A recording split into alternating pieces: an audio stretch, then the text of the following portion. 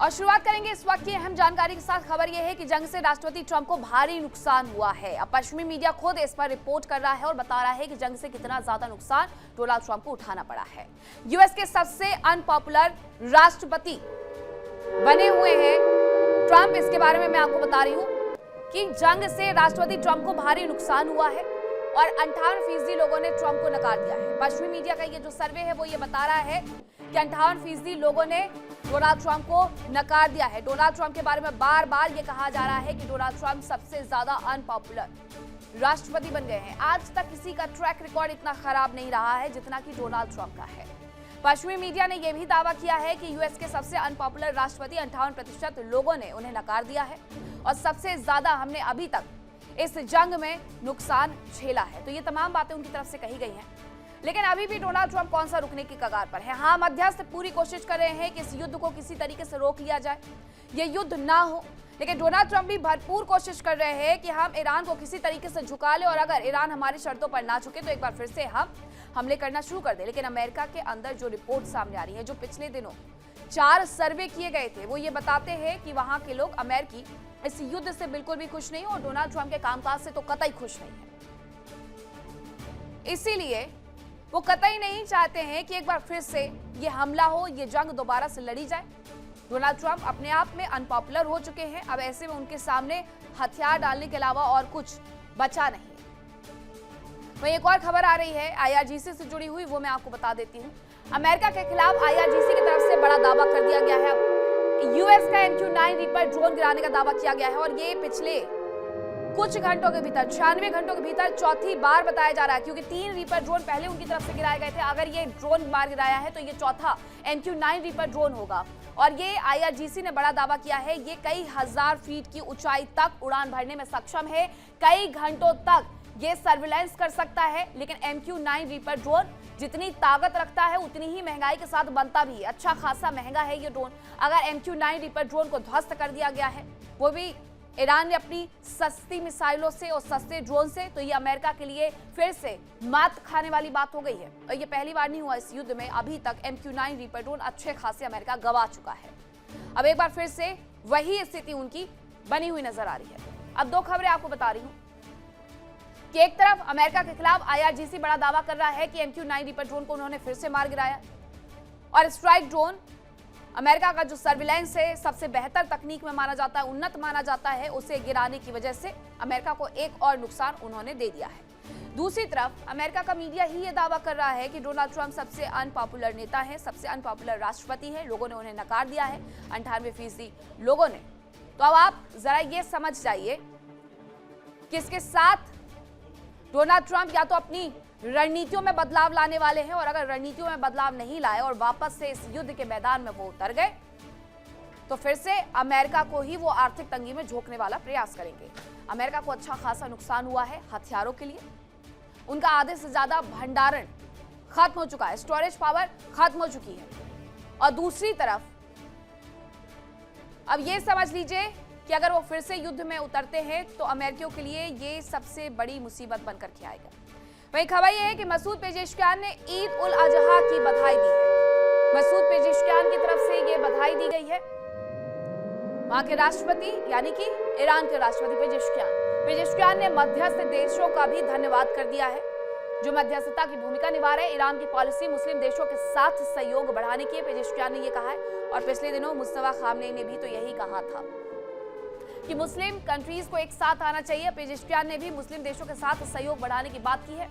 अब इस पूरे युद्ध को अमेरिका इजराइल वर्सेस मुस्लिम वर्ल्ड करने की कोशिश की जा रही है ईरान की तरफ से। वो मुस्लिम वर्ल्ड जो अभी तक साथ में नहीं आया था, लेकिन अब जब उन्हें अलग अलग धमकियां मिलने लगी है तो हो सकता है कि वो साथ में आ जाए। यूएई, कतर, सऊदी अरब बिल्कुल पक्ष में नहीं है कि दोबारा से ये युद्ध लड़ा जाए।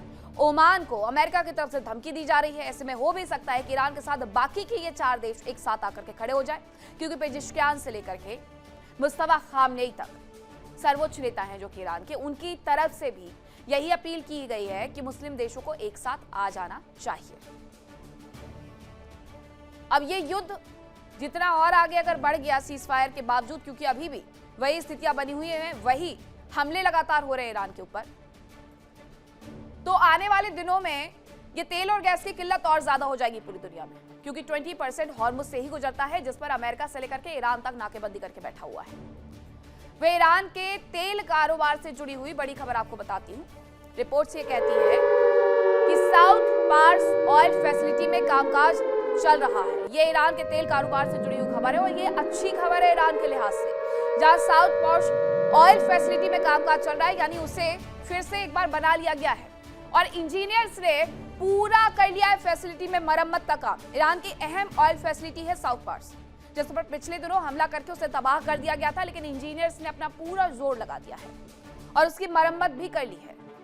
और इसके साथ साथ अब बताया ये जा रहा है कि कामकाज पूरा हो चुका है, और अगर कामकाज यहां से पूरा हो चुका है तो पहले ही आईआरजीसी की तरफ से कल ये दावा किया गया है कि उसने 24 घंटे के भीतर 26 जहाजों को हॉर्मुज से गुजरने में मदद की है। अच्छा खासा तेल का व्यापार वो चला रहा है। अमेरिका भले ही नाकेबंदी करके बैठे रहे, लेकिन अमेरिका की नाक के नीचे शैडो फ्लीट के माध्यम से वो अपने व्यापार को आगे बढ़ाते जा रहा है। अमेरिका ईरान पर हमला करता है, जबरदस्त अटैक करता है और ईरान के 12,000 से ज्यादा जगहों पर बमबारी भी कर देता है। अरबों रुपए की संपत्ति और कई साल का विकास जंग की भेंट चढ़ गया। लेकिन अमेरिका और इजराइल की उम्मीदों के उलट ईरान ने सीज फायर की अवधि का ऐसा इस्तेमाल किया जिससे अमेरिका और इजराइल की टेंशन बढ़ना लाजमी है।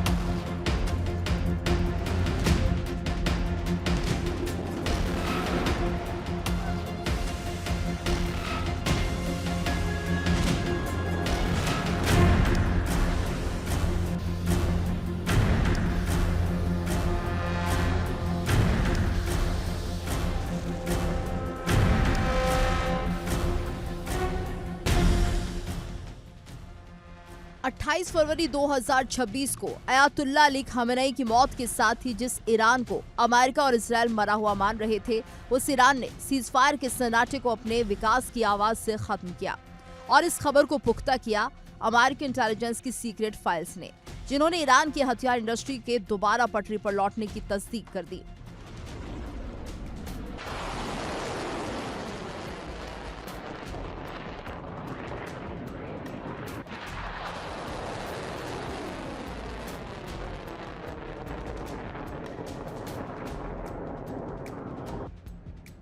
इस बीच खबर है कि ईरान का तेल कारोबार भी पटरी पर लौटने को तैयार है। खबरों के मुताबिक ईरान ने साउथ पार्स में तेल का कारोबार फिर से शुरू कर दिया है और इसका स्तर जंग के पहले तक पहुंचा दिया है। बताया जा रहा है कि करीब एक हफ्ते तक दिन रात काम में जुटे रहने के बाद ईरान के इंजीनियर्स ने साउथ पार्स में तेल के प्रोडक्शन का उच्चतम स्तर पा लिया। साउथ पार्स पर इजराइल ने हमला किया था। ये ईरान के एनर्जी सप्लाई का अहम बिंदु है। यहाँ से ईरान में करीब 70% गैस की सप्लाई होती है।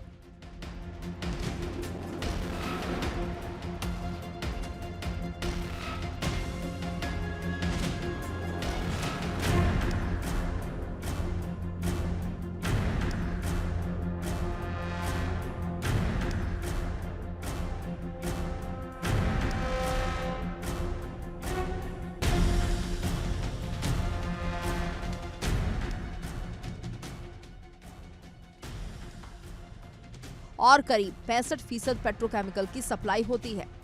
दावा किया जा रहा है कि सीज फायर के दौरान इंजीनियर्स की टीम ने मलबा साफ किया और न केवल टूटे हुए हिस्सों को दोबारा बनाया, बल्कि उन्हें अपग्रेड भी किया।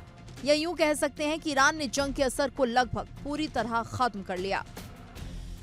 दावा है कि आज साउथ पार्स की सभी प्रमुख सप्लाई लाइंस चालू हैं और जंग के पहले के स्तर पर काम कर रही हैं। इस फैसिलिटी पर 6 अप्रैल को हमला हुआ था, जिसमें इसके गैस और पेट्रोकेमिकल इंफ्रास्ट्रक्चर को भारी नुकसान पहुंचा था।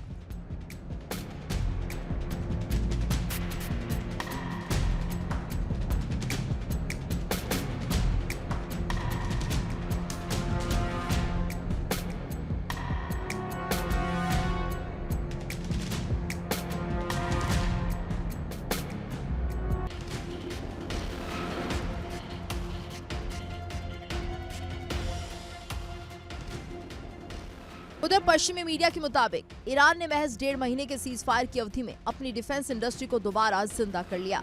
ईरान ने अपनी टूटी हुई असेंबली लाइंस को न सिर्फ जोड़ा है बल्कि उन्हें ऐसे आधुनिक तकनीक से लैस कर दिया ताकि वहां पहले से दुगनी रफ्तार से हथियारों का प्रोडक्शन किया जा सके। जंग की शुरुआत में अमेरिका इजराइल ने ईरान के ड्रोन प्लांट उड़ा दिए थे, लेकिन सिर्फ 45 दिनों में ईरान ने सुसाइड ड्रोन्स की मैन्युफैक्चरिंग को फिर से शुरू कर दिया है।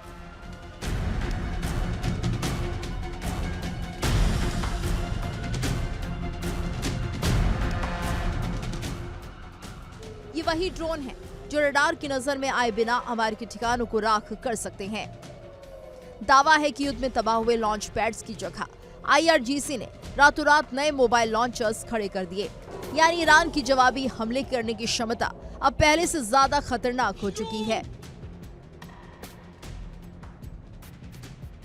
ईरान अपने कमांड सेंटर्स और रडार प्रणालियों को जमीन के सैकड़ों फीट नीचे ऐसी सुरंगों में शिफ्ट कर चुका है जहां अमेरिका का बड़े से बड़ा बंकर बस्टर बम भी बेअसर साबित होगा। पश्चिमी देशों को लगता था कि प्रतिबंधों के कारण ईरान नए पुर्जों के लिए तरसेगा, लेकिन ईरान के पास कच्चे माल और गुप्त तकनीकी पुर्जों का ऐसा बैकअप था कि प्रोडक्शन लाइन अब पहले से ज्यादा हाईटेक हो चुकी है। अपनी स्वदेशी इंजीनियरिंग और लेबर फोर्स के दम पर तेहरान ने वॉशिंगटन के सभी अनुमानों को फेल कर दिया और अमेरिका की सालों की तैयारियों को नाकाम साबित कर दिया। दावा है कि खुद को मजबूत करने के साथ साथ ईरान ने हिजबुल्लाह, हूती और इराकी मिलिशिया तक हथियारों की रसद को टूटने नहीं दिया। अमेरिकी ठिकानों को चारों तरफ से घेरने का जाल तैयार है। साफ है कि अमेरिका और इजराइल ने ईरान को जितना तबाह करने का प्रयास किया, ईरान उसकी कई गुना तेजी से वापसी कर चुका है और आज जो अमेरिका और इजराइल की आंखों में आंखें डालकर अपनी शर्तों पर समझौता करने की जिद पर अड़ा है। देखिए इंडिया डेली 24/7 अब आपकी स्मार्ट टीवी पर।